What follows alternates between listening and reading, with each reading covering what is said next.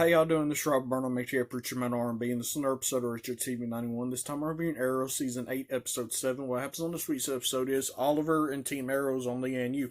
And what we find out in this episode, every person that Oliver met on his first year at the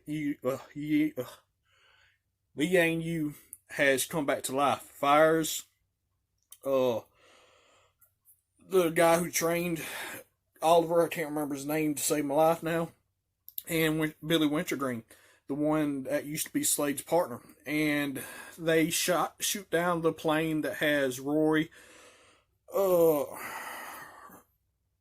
Dinah, and Wild Dog. And what happens is Roy winds up getting pinned down by one of the parts of the plane, and Diggle and Connor Hawk and Dinah cannot lift this thing off Roy's arm, and it's crushed Roy's arm.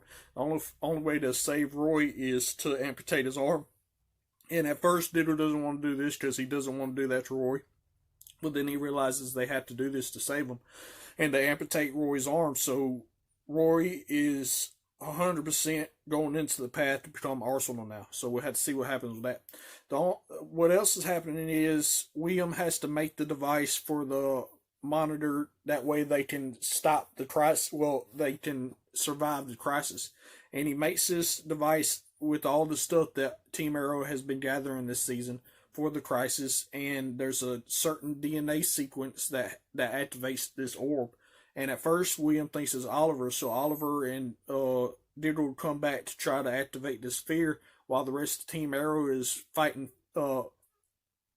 Fears and Billy Wintergreen and all their men, and it doesn't work for Oliver. And then they realize that it is John Diggle's wife, Lila, whose DNA is connected to this orb, and she touches the orb and she knows what she has to do now, and she steps through one of the portals that kind of like Vibe Mates, and she steps through this portal.